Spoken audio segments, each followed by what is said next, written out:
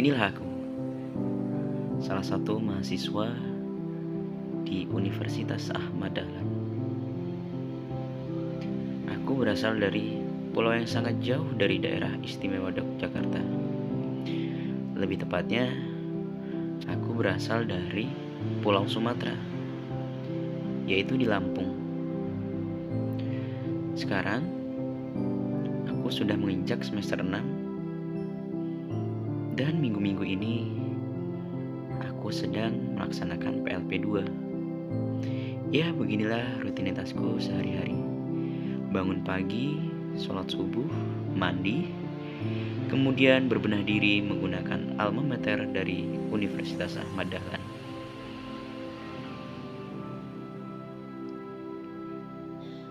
Inilah aku, salah satu mahasiswa dari ratusan mahasiswa yang ada di Fakultas Agama Islam, Prodi Pendidikan Agama Islam. Inilah aku yang selalu dibangunkan dengan rasa semangat untuk mengikuti atau melaksanakan PLP 2. Dan inilah aku, Sambudi, dengan nomor induk 19.31277.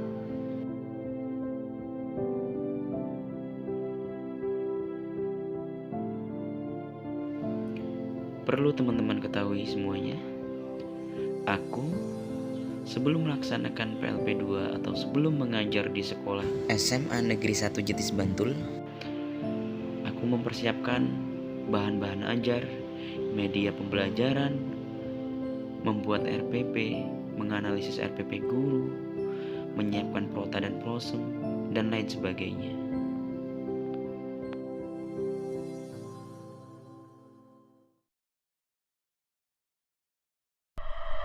SMA Negeri 1 Jetis Bantul. Inilah lokasi PLP 2ku.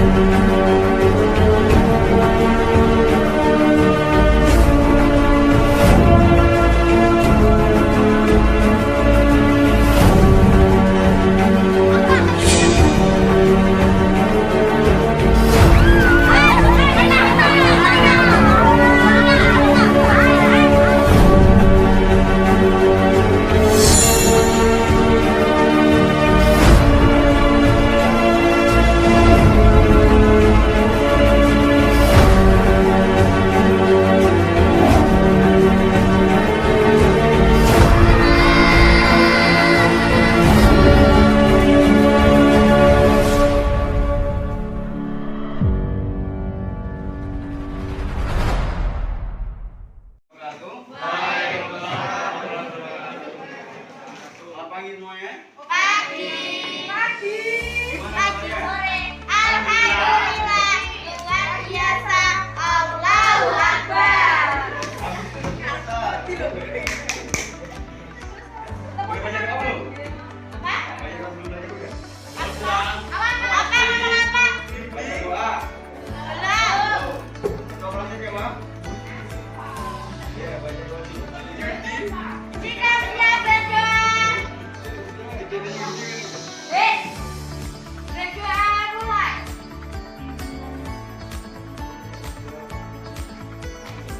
Afiatul Naimah. Aprilia Arismiyati. Selanjutnya Aris Abdullah. Ayo Oksan Nabila. Selain dia siapa lagi mau? Yang tahu pengertian atau apa itu hari kiamat? Ayo yang lain. Anu. Akhir zaman, Akhir zaman. Iya, akhir zaman hari kiamat. periode waktu yang dijelaskan dalam eskatologi dari agama. Apa? Hari akhir bahasa artinya hari penghabisan. Juga disebut hari pembalasan. Adapun menurut istilah, hari akhir adalah hari mulai hancurnya alam semesta, berikut isinya dan berakhirnya kehidupan semua makhluk Allah Subhanahu wa Ta'ala. Hari akhir juga disebut hari kiamat, yaitu hari penegakan hukum Allah Subhanahu wa Ta'ala yang seadil-adilnya. Kemudian hari akhir atau hari kiamat dibagi menjadi dua. Yang pertama, Kiamat kubra dan kiamat kubro. kubro dan kiamat Kubro. subro. Siapa yang tahu kiamat kubro? Apa itu kiamat kubro? Kiamat besar atau hancurnya alam semesta beserta isinya. Nah, beserta isinya. Contohnya kiamat. Kemudian kiamat subro. Kiamat Kecil. contohnya banjir, kemudian kebakaran, gempa, kemudian tsunami. Apa? Gunung meletus. Ya, dan banyak yang lainnya. Nah, untuk pertemuan hari ini kita akan belajar mengenai iman kepada kode dan yang bisa apa itu iman kode dan kode? Kode artinya gak usah takut salah, gak apa-apa.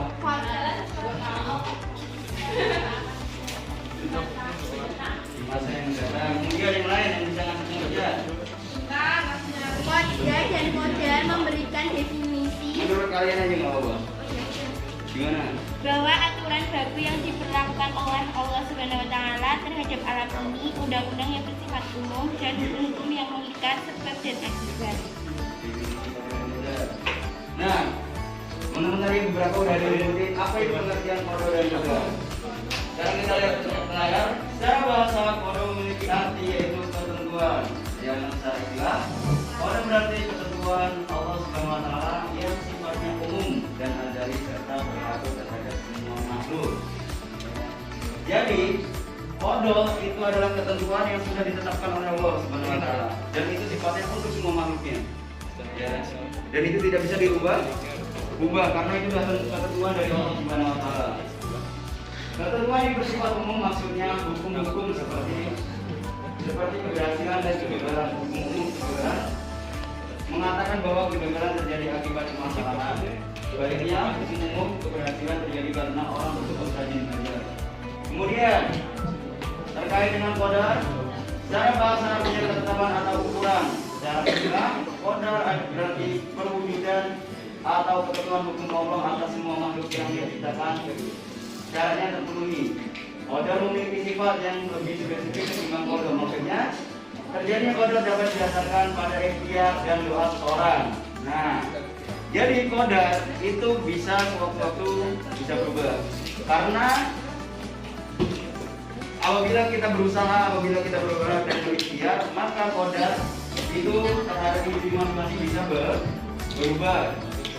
Qada dan qadar. Qada yakni menentukan atau memutuskan segala ketentuan Allah Subhanahu wa Ta'ala sejak zaman azali. Seperti yang kita tahu tadi pengertiannya, bahwasanya qada itu tidak bisa berubah.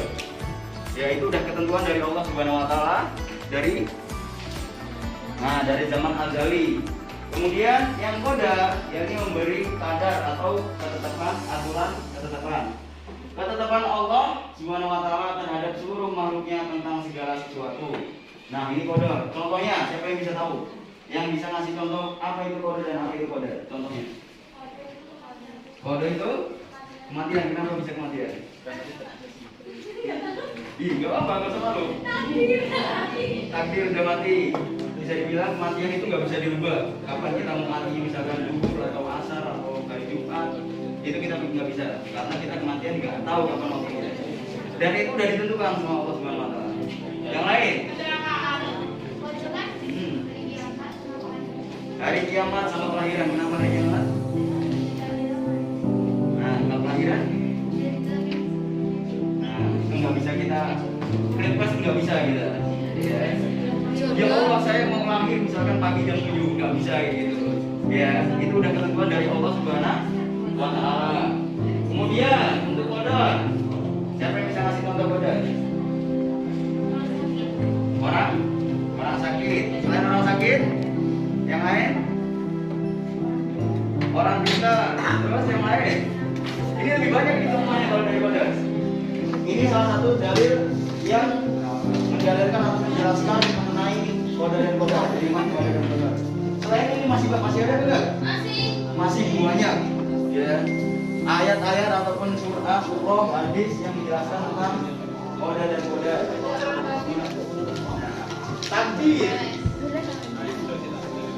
Takdir itu ada dua. Ada yang mualaf, ada yang mubrom. Yang mualaf itu seperti yang modern yang bisa dirubah, kayak kelulusan, kesuksesan, itu bisa kita ubah. Lulusan dengan aktivitas terbaik, itu bisa kita ubah enggak? Kalau memang aktivitasnya kurang baik atau kurang mumpuni, bisa kita ubah menjadi baik enggak? Dengan cara ikhtiar, dengan cara belajar. Saya mewakili teman-teman kelas saya sebelum berangkat menyampaikan kesan yang besar untuk Pak Sen. Misalnya pembelajarannya Pak Sen itu enak, ngajarnya enak, terus santai, bisa diajak juga lah. Nah itu.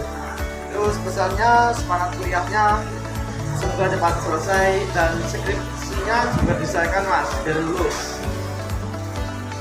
Dan jangan lupa makan. Ya dari kelas saya. Assalamualaikum warahmatullahi wabarakatuh. Walau kita tidak lagi pergi bersamalah lagi. Doaku ini selalu untukmu sampai suatu hari nanti kita akan bersama.